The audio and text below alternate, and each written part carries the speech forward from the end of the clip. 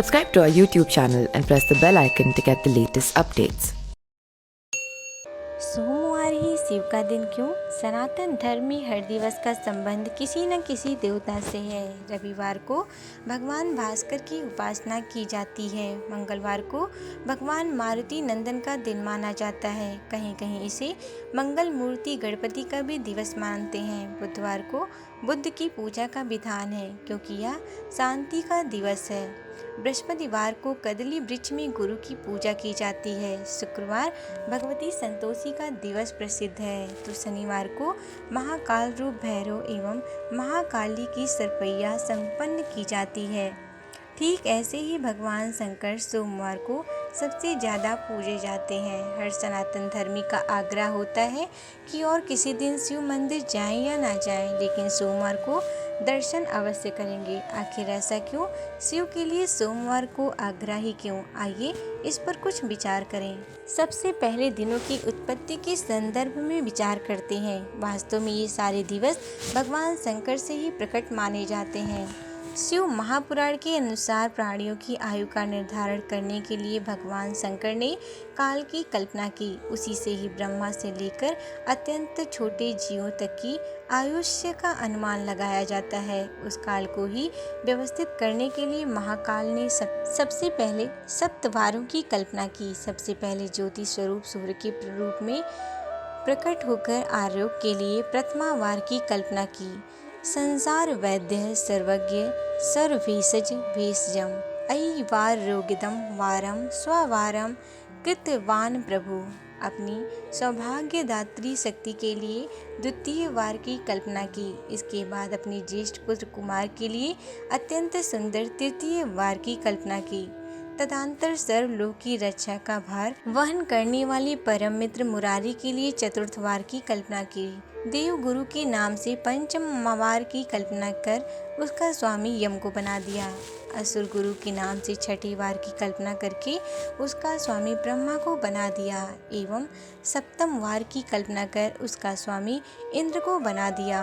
नक्षत्र चक्र में 7 मूल ग्रह ही दृष्टि गोचर होते हैं। इसीलिए भगवान ने सूर्य से लेकर शनि तक के लिए सप्तवारों की कल्पना की। राहु और केतु छाया ग्रह होने के कारण दृष्टिगत न होने से उनके वार की कल्पना नहीं की गई है। ऐसे तो भगवान शंकर की उपासना हर वार को अलग अलग फल प्रदान करती है। पुराण शिरोमणि शिवमहापुराण के अनुसार आरोग्य संपदा चैव व्यधीन शांति रेवा चा पुष्टिरायुस्त भोगो मृते हानि यथाक्रम। अर्थात स्वास्थ्य संपत्ति रोग नाश पुष्टि आयु भोग तथा मृत्यु की हानि के लिए रविवार से लेकर शनिवार तक भगवान शंकर की आराधना करनी चाहिए। सभी वारों में जब शिव फलप्रद हैं तो फिर सोमवार को आग्रह क्यों? ऐसा लगता है कि मनुष्य मात्र को संपत्ति से अधिक प्रेम होता है, इसीलिए उसने शिव के लिए सोमवार का चयन किया। पुराणों के अनुसार सोम का अर्थ चंद्रमा होता है और चंद्रमा भगवान शंकर के शीर्ष पर मुकुटायमान होकर अत्यंत सुशोभित होता है। लगता है कि भगवान शंकर ने जैसे कुटिल कलंकी कामी वक्री एवं क्षीर चंद्रमा को अपराधी होते हुए भी क्षमा कर अपने शीश पर स्थान दिया, वैसे ही भगवान हमें भी सिर पर नहीं तो चरणों में जगह अवश्य देंगे। यह याद दिलाने के लिए सोमवार को ही लोग शिव का वार बना दिया। अथवा सोम का अर्थ सौम्य होता है। भगवान शंकर अत्यंत शांत समाधिस्थ देवता हैं। इस सौम्य भाव को देखकर ही भक्तों ने इन्हें सोमवार का देवता मान लिया है। सहजता और सरलता के कारण ही इन्हें भोलेनाथ कहा जाता है। अथवा सोम का अर्थ होता है उमा के सहित शिव। केवल कल्याणकारी शिव की उपासना न करके साधक भगवती शक्ति की भी साथ में उपासना करना चाहता है, क्योंकि बिना शक्ति के शिव के रहस्य को समझना अत्यंत कठिन है। इसीलिए भक्तों ने सोमवार को शिव का वार स्वीकृत किया।